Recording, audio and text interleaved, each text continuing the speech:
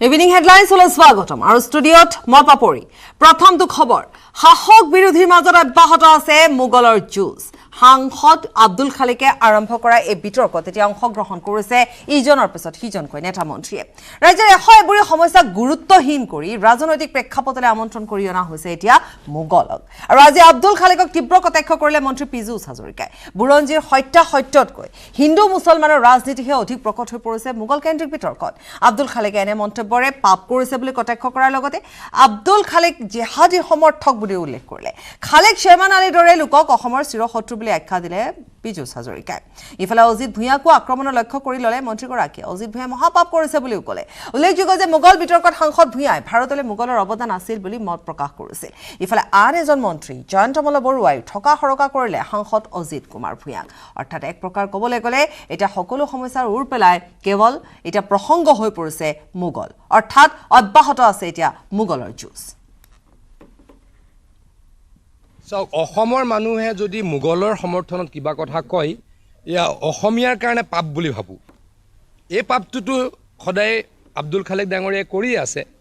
অজিত ভূঞা ডাঙৰীয়াই কৰিছে যদি মহাপাপ কৰিছে মই নাজানো তেখেতে কি কৰিছে আব্দুল খালিক ডাঙৰীয়াইতো পাপ কৰি আছে ৰোহিংগীয়াৰ কাৰণে আত্মজা দিয়া মানুহেতো আৰু মুগলক সমৰ্থন কৰিবই তেওঁলোকে মুগলক লৈ গৌৰৱ কৰিবই আমি বুৰঞ্জীত পঢ়ি আছোঁ যে মুগলে 17 বাৰ অসম আক্ৰমণ কৰিছে আৰু অসমীয়াই সহ্য বীৰ্য শক্তিশালী অসমীয়াই মুগলক পৰাস্ত কৰিছোঁ তাৰ পাছত আব্দুল খালিক ডাঙৰীয়াই ক'বলৈ সাহস কৰে অডাচিটি তেখেতৰ যে মুগলে বোলে অসমক আক্ৰমণ কৰাই নাছিল মানে ইতিহাস বিকৃত কৰি হ'লেও মুগলক গ্ল'ৰিফাই কৰিব লাগে এইটো হ'বলৈ দিয়া নহ'ব অসমত হ'বলৈ দিয়া নহ'ব মই আকৌ কৈছোঁ কালিও কৈছোঁ আজিও কৈছোঁ সতৰ্ক কৰিছোঁ বন্ধ কৰক নহ'লে কংগ্ৰেছ দলক মানুহে অসমৰ পৰা আৰু নাইকিয়া কৰিব ভূপেন বৰা ডাঙৰীয়াক মই আহ্বান জনাইছোঁ প্ৰথমটো মই ভূপেন বৰা ডাঙৰীয়াক আহ্বান জনাইছোঁ আব্দুল খালিক ডাঙৰীয়াক সতৰ্কবাণী শুনাওক অসমীয়া মানুহক বেয়া পোৱা এই কামবিলাক বাৰে বাৰে কৰি নাথাকে যাতে অজিত কুমাৰ ভূঞা হ'ল সুবিধাবাদী মানুহ এজন কা আন্দোলনৰ নাম লৈ যোন আটাইতকৈ বেছি বেনিফিচাৰী হ'ল তেওঁ গোটেই কা আন্দোলনৰ পৰা বেনিফিচাৰী তেওঁৱেই গতিকে তেওঁ যেতিয়া ইউডিএফৰ ভোট লৈ জিকিছে তেওঁতো আৰু নিজৰ কথা ক'ব নোৱাৰে নহয় তেওঁক ইউডিএফে যি ডিক্টেট কৰিব সেইটোৱে ক'ব লাগিব আপুনি যদি ভাবি আছে যে আজিৰ 10 বছৰ আগৰ 15 বছৰৰ আগৰ অজিত ভূঞা আজিৰ অজিত ভূঞাটো সেইটো নহয় কাৰণ যিদিনাখনেই ইউডিএফৰ ভোট লৈ অজিত ভূঞা জিকিলে সেইদিনাখন ইউডিএফৰ ডিক্টেশ্যনত অজিত ভূঞাই কথা ক'ব कौन है अब्दुल खालिक किसका नाम लेते हैं यार अब्दुल खालिक कोई है क्या हमने तो पार्लियामेंट में देखा ही नहीं कभी सांसद है बरपेटा का अच्छा तो पार्लियामेंट में दिखना चाहिए ना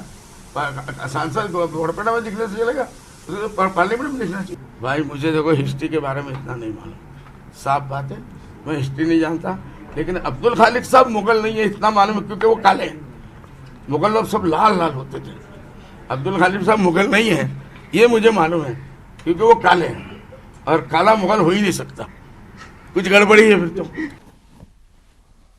প্ৰদেশ কংগ্ৰেছৰ সভাপতি ভূপেন বৰাই এতিয়া উত্তৰ দিব লাগে যে আব্দুল খালেকে কৈ থকা বক্তব্যবিলাক কংগ্ৰেছ দলৰ আনুষ্ঠানিক বক্তব্য হয়নে নহয় আজিৰ পৰা 1.5-2 বছৰ আগতে আমি কৈছিলোঁ যে কংগ্ৰেছ দলটো এতিয়া শেহতীয়াকৈ আব্দুল খালেক জাতীয় মানুহৰ দলত পৰিণত হৈছে এই কথাটো প্ৰমাণ হৈছে যে কংগ্ৰেছ দলত এতিয়া ৰোহিংগীয়া প্ৰেমী ফুজি জেহাদীক সমৰ্থন কৰা অবৈধ অনুপ্ৰৱেশক উদগনি যোগোৱা মানুহৰ দল হিচাপে এতিয়া কংগ্ৰেছ দলটো যে পৰিগণিত হৈছে কথাটো প্ৰমাণিত হৈছে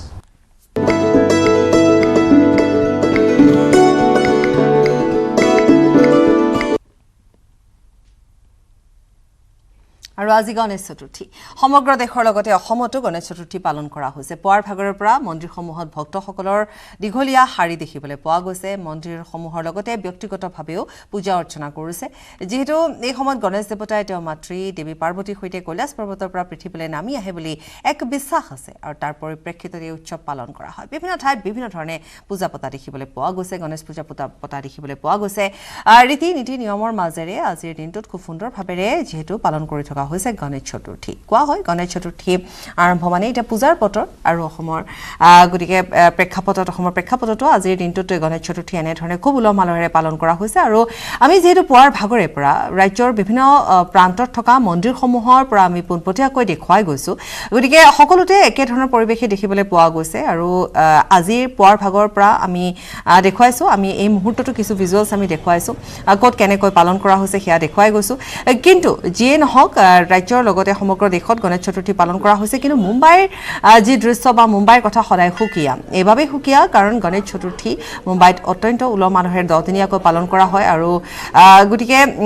সেই উৎসৱ খুব সুন্দৰকৈ তেওঁলোকে পালন কৰে আনকি 10 দিনৰ বা 9 দিনৰ পিছত তেওঁলোকে বিসৰ্জনো দিয়ে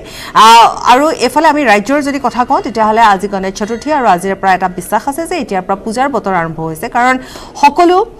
দেৱ দেৱী পূজা কৰাৰ পূৰ্বে যেহেতু গণেশক সন্তুষ্ট কৰাব লাগে বা কৰিব লাগে বুলি কোৱা হয় এক মান্যতা আছে এক বিশ্বাস আছে গতিকে সেই অনুপাতে এই গণেশ পূজা আৰম্ভ হয় সকলো পূজাৰ পূৰ্বে গণেশক পূজা কৰা হয় আৰু গণেশক পূজা কৰাৰ পিছতে আৰম্ভ হয় পূজা গতিকে এয়া আমি দেখুৱাই গৈছো দৃশ্যসমূহ কিন্তু আমি মুম্বাইৰ কথা যেতিয়া কৈছো গতিকে আমি মুম্বাইৰ দৃশ্য আপোনালোকক দেখুৱাম सर्विस तिवारी ऐसा हमारे होते हैं सर्विस तिवारी जी बप्पा के स्वागत के लिए मुंबई में क्या क्या हो रहा है और कहां-कहां कितने खूबसूरत जो विजुअल्स है वो भी आप हमें दिखाएंगे और हमारे दर्शकों को हम दिखाना चाहेंगे आपके जरिए सर्विस जी महाराष्ट्र में जिस तरह से एक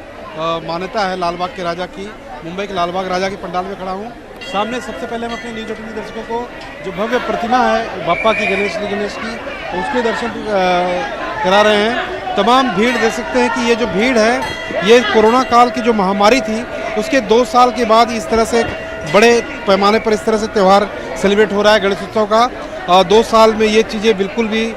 नहीं नज़र आ रही थी काफ़ी इंतज़ार किया जा रहा था इस पल का कि किस तरह से एक जो त्यौहार मनाया जाता है गणेश उत्सव का देख सकते हैं किस तरह से तमाम पुलिसकर्मी यहाँ पर तैनात है मुंबई पुलिस के सिक्योरिटी जो भीड़ है उसको कंट्रोल करने में लगी हुई है मुंबई में इस तरह से तकरीबन 2,500 से 3,000 अलग अलग गणेश पंडाल हैं जो अलग अलग तरीके से गणेश उत्सव मनाते हैं पूरे महाराष्ट्र में इसकी धूम मचती है गणेश उत्सव के दौरान सिक्योरिटी को कंट्रोल करने के लिए जो तस्वीरें जो दृश्य यहाँ पर लालबाग राजा के पंडाल में दिखाई दे रही है इसी तरह की सिक्योरिटी हर पंडाल में की गई है हालांकि लालबाग राजा का पंडाल काफ़ी बड़ा पंडाल है तो यहाँ पे सिक्योरिटी के लिहाज से पुलिस की तैनाती ज़्यादा की जाती है सीसीटीवी कैमरे बिल्कुल सर्वेश लालबाग राजा की बात अलग होती है सर्वेश जी सर्विस वहाँ पे दिखाई जा रही है कि सुरक्षा व्यवस्था के बारे में अगर थोड़ा सा आप हमें बताएंगे और दूसरी बात ये है कि हम बार बार यही कहेंगे कि मुंबई में जब ये गणेश जी की गणेश चतुर्थी पाला जाता है तो ये 9 दिन तक किया जाता है ना और उसके बाद क्या होगा और कहाँ कहाँ किस तरह से मनाया जाएगा ये भी थोड़ा सा डिटेल्स में आप हमें बताइए सर्विस देखिए आज गणेश उत्सव की शुरुआत और स्थापना तो एक दिन पहले ही हो जाती है मुख दर्शन कराया जाता है लेकिन तो तकरीबन 11 दिनों का ये त्यौहार होता है 11 दिन विसर्जन किए जाते हैं मुंबई के जितने भी 6 से 7 चौपाटी हैं वहाँ पे विसर्जन किए जाते हैं लेकिन पूरे 11 दिन के उत्सव में तमाम जितने भी गणेश भक्त रहते हैं अलग अलग पंडालों में पहुँचते हैं हज़ारों की संख्या में लोग अपने घरों में भी स्थापना करते हैं पंडालों में लेकिन अक्सर जो तस्वीरें लालबाग के राजा में दिखाई दे रही है इसकी जो छवि होती है कुछ अलग सी दिखाई देती है एक हुजूम जो भीड़ यहाँ पर आपको दिखाई दे रही है पुलिस कंट्रोल कर रही है वो हुजूम नज़र आ रही है सिक्योरिटी किस तरह की होती है हम बातचीत करते हैं यहाँ पे सुधीर सालवी जी हैं सेक्रेटरी लालबाग रहे सुधीर जी सिक्योरिटी 2 साल के बाद बड़ा त्यौहार मनाया जा रहा है क्या कुछ सिक्योरिटी लालबाग के राजा में पर एक्स्ट्रा की गई है पहले दिन लालबाग का राजा का ये 91वां साल है और आज शुरुआत हुई है लालबाग के राजा की प्राण प्रतिष्ठा होके आज सुबह 6 बजे से दर्शन की लाइन शुरू हो चुकी है और बहुत बड़ी भीड़ है क्योंकि 2 साल लालबाग का राजा का आगमन हुआ नहीं था तो आज भक्तजन भावुक होके लालबाग के राजा के चरणों में नतमस्तक होने को आ रहे हैं। सिक्योरिटी के लिए आप लोग ने क्या क्या इंतजाम किया आपने आपके कार्यकर्ता तो नजर आ रहे हैं पुलिस फोर्स के क्या डिमांड की क्या क्या मुहैया करवाया पूरी सीसीटीवी कैमरा हर जगह पे तैनात है बैगेज स्कैनर हर जगह पे है DFMD है HHMD है हमारे पूरे कार्यकर्ता और मुंबई पुलिस हमारे साथ काम कर रही है मुंबई महानगर पालिका हमारे साथ काम कर रही है और मुझे आशा है कि कार्यकर्ता और मुंबई पुलिस आज जैसे भीड़ यहाँ उमड़ आई है, पहला ही दिन है, तो मैं भी आशा करता हूँ कि 10 दिन ऐसे ही भीड़ रहेगी। तो पूरे पैमाने से हर कार्यकर्ता हर भाविक का अच्छी तरीके से दर्शन होना चाहिए, इसलिए हम 10 दिन यहाँ दिन रात काम करेंगे। मंडल के अध्यक्ष कामले जी भी हैं। कामले साहब, जो कुछ साल पहले तस्वीरें थी सिक्योरिटी की, इस बार कुछ अलग तस्वीरें हैं। सिक्योरिटी गार्ड महिलाएं आगे तैनात हैं ताकि कुछ जो अफवाह उड़ाए जाते थे उन पर लगाम लगाया जा सके। नहीं, काफ़ी लालबाग का राजा सार्वजनिक गणेशोत्सव मंडल का अभी 89th ईयर है, तो काफ़ी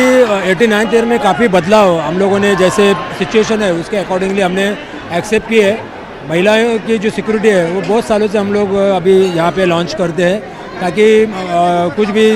महिलाओं की जो सिक्योरिटी की वजह से अच्छा मुझे सिक्योरिटी हमें महसूस होती है, ताकि बहुत सारे लेडीज़ या हमारे भगिनी आती है दूर से लालबाग का राजा का दर्शन करने के लिए, तो उनका वो कम्युनिकेशन लेडीज़ अच्छे तरह से कर सकते हैं। और फिर बाद में जो कितनी लाइन कहाँ से छोड़ी जा रही है, टोटल कितनी अंदर का तो हमने देखा काफ़ी, जैसे सीढ़ी में जैसे रो वाइज आते हैं, यहाँ पे टोटल कितने दूर से भक्त आ रहे हैं?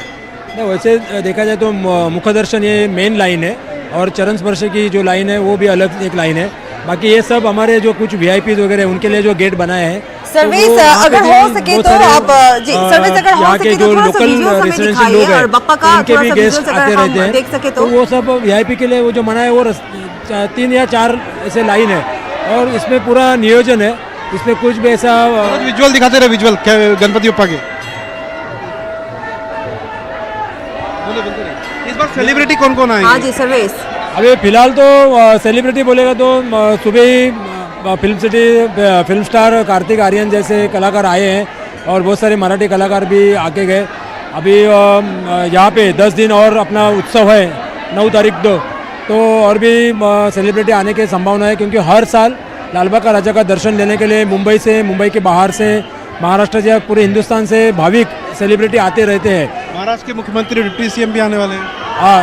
एकनाथ शिंदे साहब हर साल लालबाग का राजा का दर्शन के लिए आते हैं। आज तक मंडल का किसी भी इनविटेशन उन्होंने कभी हमें टाला नहीं है। दर्शन में उद्धव जी आके गए, क्या वापस आने वाले हैं?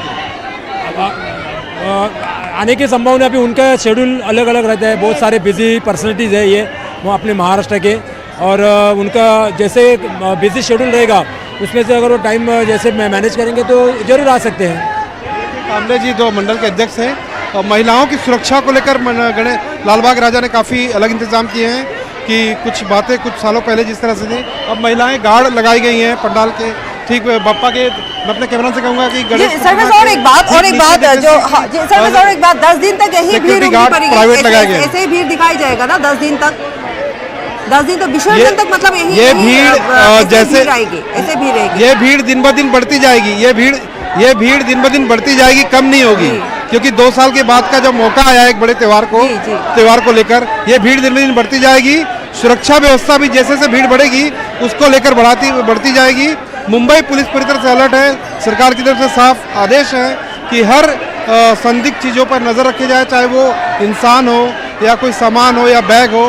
सारी चीज़ों को कंट्रोल करने के लिए मुंबई पुलिस अपने सर्वर रूम में काम कर रही है।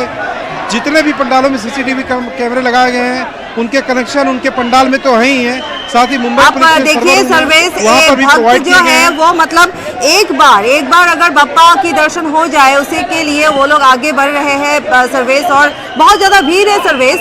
मतलब यही जो भीड़ है, यही जो भीड़ हमें दिखाई दे रही है, ऐसे ही जो भक्त है तो हर एक मंडप पे मतलब यही भीड़ दिखाई जाएगी, है ना, विसर्जन तक। सिर्फ ये लाल बच्चा में ही नहीं है, सिद्धिविनायक में हो या फिर जहाँ कहीं भी हो, या फिर घर घर में भी तो मुंबई में मनाया जाता है सर्विस। जी बिल्कुल, अब जिस तरह से आज पहले दिन है गणपति का, आज मुंबई के तकरीबन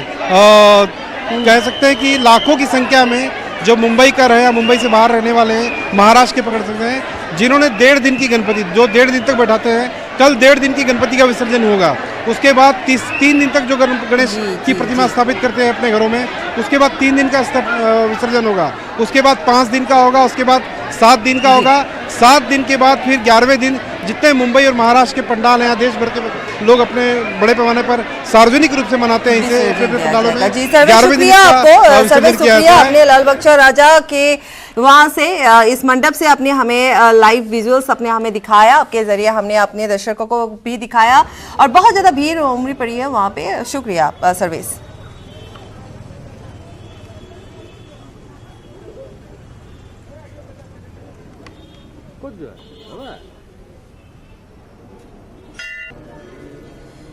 और जेहेतु आमी এই মুহূৰ্তত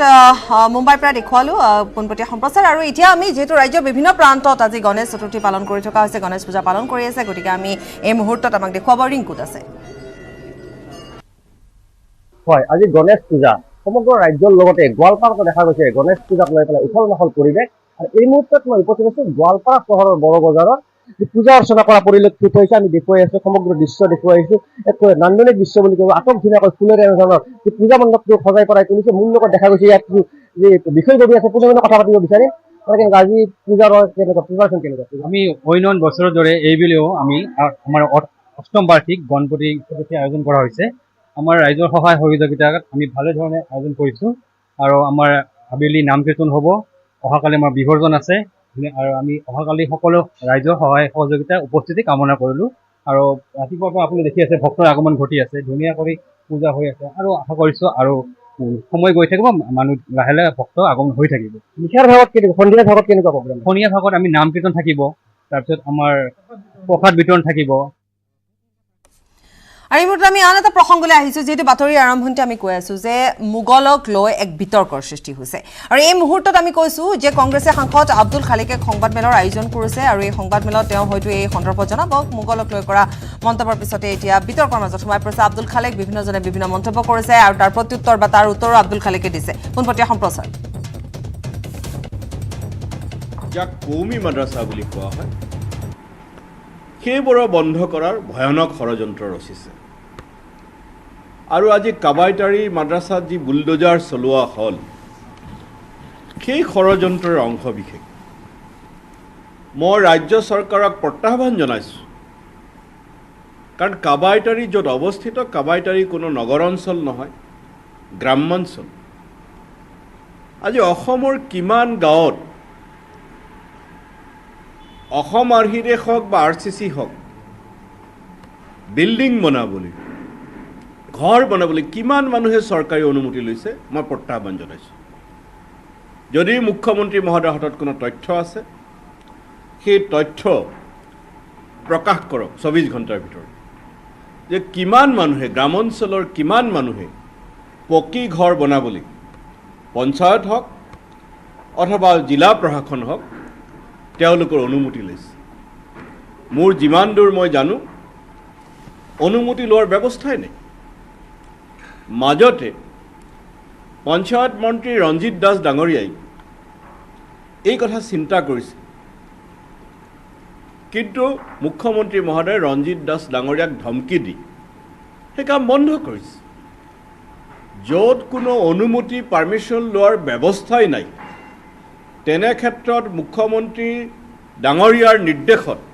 জিলা প্ৰশাসনে যি অন্যায়ভাৱে কাবাইতাৰী মাদ্ৰাছা বুলডোজাৰ চলাই ধ্বংস কৰিলে, আমি তাৰ দুৰ্ঘৰ বিৰোধিতা কৰিছোঁ। আৰু কাক ক'ম, কাৰণ এতিয়া আমাৰ কেন্দ্ৰত যিখন চৰকাৰ আছে, সেই চৰকাৰখনক হিমন্ত বিশ্ব শৰ্মা ডাঙৰীয়াই যি কাম কৰি আছে, তেনেকুৱা ধৰণৰ কামেই বিচাৰে। কিন্তু তথাপিও মই বিজেপিৰ সকলো বেয়া বুলি নকওঁ। ডক্টৰ মুৰলী মনোহৰ যোশী ডাঙৰীয়া যেতিয়া মানৱ সম্পদ উন্নয়ন মন্ত্ৰী, আজিকালি শিক্ষামন্ত্ৰী, যেতিয়া মানৱ সম্পদ উন্নয়ন মন্ত্ৰী আছিলে, তেতিয়া মাদ্ৰাছাৰ আধুনিকৰণৰ ওপৰত জোৰ দিছিল।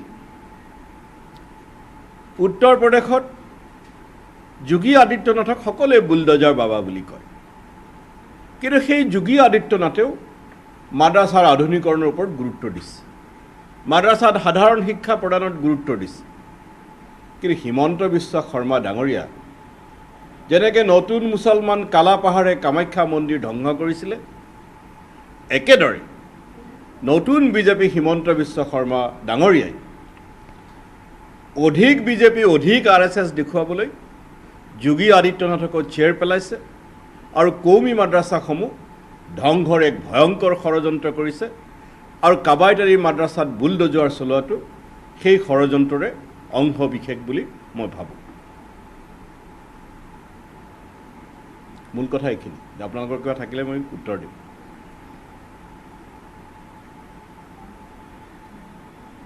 আপোনাৰ কথা স্পষ্টভাৱে আপুনি প্ৰতিবাদ কৰি আছে মানে কি এইটো মানে কাক জনাব খুজি আছে মানে ব্যক্তিগত ধৰণৰ হোৱাটো মানে প্ৰতিক্ৰিয়াটো কি আচলতে আপোনাৰ প্ৰতিক্ৰিয়া এইটো হোৱাটোতো আমি চবেই দেখা পালোঁ এইটো অন্যায় যিটো কাবাইতৰি মাদ্ৰাছা ধ্বংস কৰিলে এইটো অন্যায় আৰু সেই অন্যায়ৰ বিৰুদ্ধে সকলো গণতান্ত্ৰিক ৰাইজে প্ৰতিবাদ কৰা উচিত বুলি মই ভাবোঁ এই অন্যায়ৰ বিৰুদ্ধে কাৰণ কিছুদিন ধৰি জেহাদী প্ৰসংগ অনা হৈছে আমি সদায় সন্ত্ৰাসবাদৰ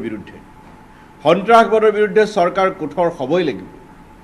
আজি যদি মাদ্ৰাছাত কোনোবা সন্ত্ৰাসবাদী আছে সেই সন্ত্ৰাসবাদীক কৰায়ত্ব কৰিব লাগিব কঠোৰৰ পৰা কঠোৰতম শাস্তিও দিব লাগিব কিন্তু তাৰ মানে এইটো নহয় যে ৰাইজৰ দান বৰঙণিৰে গঢ়ি তোলা মাদ্ৰাছা বুলডোজাৰ চলাই ধ্বংস কৰিব ভাৰতৰ সংবিধানে সংখ্যালঘুসকলক কিছুমান অধিকাৰ দিছে সেই অধিকাৰক হিমন্ত বিশ্ব শৰ্মা চৰকাৰে ভংগ কৰিছে আৰু সেইকাৰণে আমি এই হিমন্ত বিশ্ব শৰ্মা ডাঙৰীয়া এই স্বেচ্ছাচাৰিতাক আমি দুৰ্ঘৰ গৰিহণা দিছোঁ দুৰ্ঘৰ বিৰোধিতা কৰিছোঁ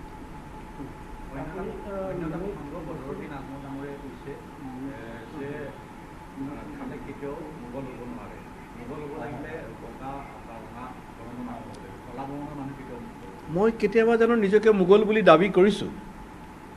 মই এই প্ৰসংগত কথা কওঁতে মই অতি স্পষ্টকৈ মই কৈছোঁ যে মই নিজকে কেতিয়াও মোগলৰ বংশধৰ বুলি দাবী নকৰোঁ আজমল ডাঙৰীয়া আমাৰ কয় কিছুমান শুনি মুছলমান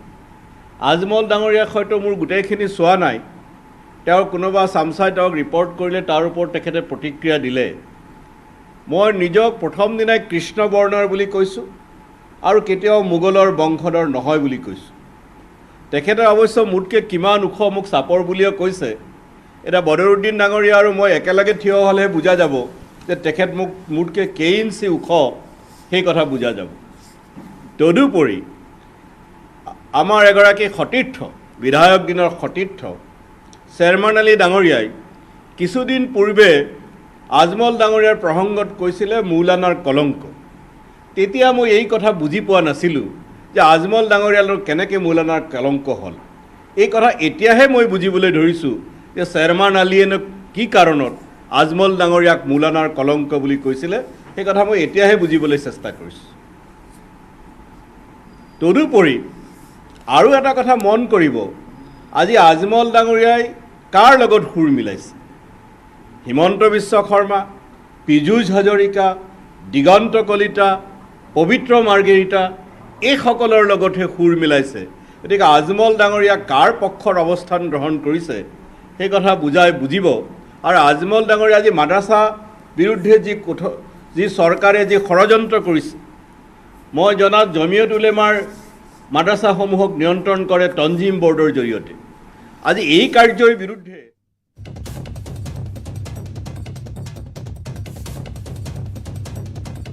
প্ৰথমতে মাদ্ৰাছা উচ্ছেদৰ সন্দৰ্ভত তেওঁ সংবাদমেলত জনালে সেয়া হয়তো তেওঁৰ উদ্দেশ্য আছিল যে কাটাৰবাৰী যিখন মাদ্ৰাছা আজি উচ্ছেদ কৰা হৈছে তাকে লৈ এই সংবাদমেলৰ আয়োজন কৰিছিল কিন্তু সাংবাদিকে সোধা প্ৰশ্নৰ উত্তৰ কাৰণ যিহেতু বিতৰ্কৰ মাজত ইতিমধ্যে আব্দুল খালেক সোমাই পৰিছে গতিকে সেই বিতৰ্কৰ মাজত সোমাই পৰাৰ পিছতে বিভিন্নজনে বিভিন্ন মত দিছে শাসকীয় পক্ষৰ পৰা বিভিন্ন মত অহাটো স্বাভাৱিক কিন্তু ইফালে দেখিবলৈ পোৱা গৈছে এআইডিএফৰ পৰাও বদৰুদ্দিন আজমলে এআইডিএফ প্ৰধান বদৰুদ্দিন আজমলে আজি কেনেধৰণে কটাক্ষ কৰিছে আৰু তাৰোপৰি শ্বেৰমান আলীয়ে কি কৈছে সেই সন্দৰ্ভত সাংবাদিকে সোধা প্ৰশ্নৰ উত্তৰত তেওঁ এয়া উত্তৰ দি আছে এই সংবাদমেলখনত